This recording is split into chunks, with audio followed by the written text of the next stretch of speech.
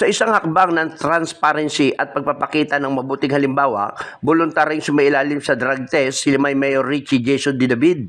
Kahapon, araw ng Lunes, isinagawa ito sa harap mismo ng kamera sa pamamagitan ng isang live video post kung saan ipinakita niya na walang pandaraya sa proseso. Makitang itinaas ang damit, kinapkapan ang alkalde bago pumasok sa comfort room upang patunayan na wala siyang dalang anumang bagay maliban sa lalagyan ng kanyang ihian. Ang nasabing pagsusuri ay sinaksihan at isinagawa ng Municipal Health Unit ng Limay, katuwang ang Philippine Drug Enforcement Agency PDEA at ang Philippine National Police sa pangunguna ni Police Director Colonel Martin Salvadora.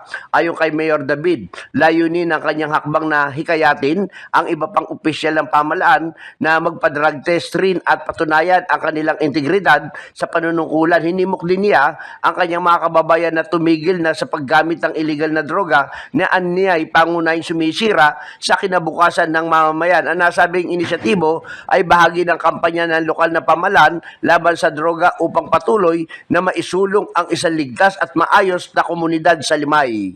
Para sa MBC TV Network News, Danny Kumilang, RH37, una sa Pilipinas, una sa Pilipino. Lalaking magpipintura sa bakal na poste ng gasolinahan sa San Jacinto, Pangasinan na kuryente patay. Hindi na umabot ng buhay sa paggamutan ng isang 32 anyos na pintor may asawa at residente ng Dagupan City matapos itong makuryente.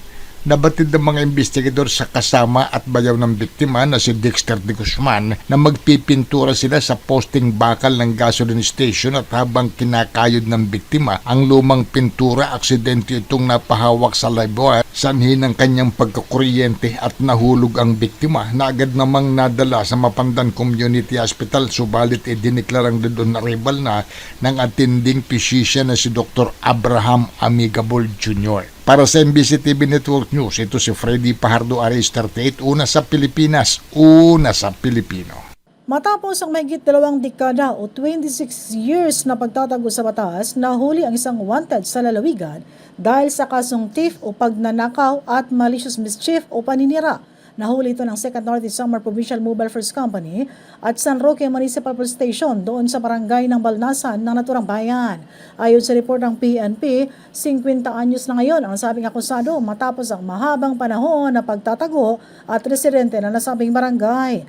Inaresto sa bisa ng warrant of arrest na nalabas ang Municipal Circuit Trial Court, Pambuan, Northeast Samar, matagal na panahon, noon pang Pebrero 8, 1999. May piyansa na inilagak ang korte para sa pansamantalang kalayaan na nasabing akusado. Kaagad na pinalam sa akusado ang kalikasan ng kanyang pag-aristo, ang kanyang karapatang konstitusyonal at ang kasong isinampa laban sa kanya. Dinala ito sa San Roque Municipal Police Station para sa tamang dokumentasyon, ngunit kasalukuyang nasa kustudiya ito ngayon ng 2nd Northeast Samar Provincial Mobile First Company habang inihintay ang formal turnover sa korte ng may jurisdiksyon sa nasabing kaso. Binigyan din ngayon ng PNP Northeast Samar ang kahalagahan ng pagpapanagot sa mga taong may kinakaharap na kaso, maging gaano man katagal ang lumipas, mananagot pa rin daw ang sinumang lumabag sa batas. Kaya naman umapil ang PNP sa mga residente na makipagtulungan kung may nalalaman na wanted na nagtatago sa kanilang lugar. Mula sa MBC Network News, RH34, Jane Galit Pantaya ng DZRH. Una sa Pilipinas, una sa Pilipino.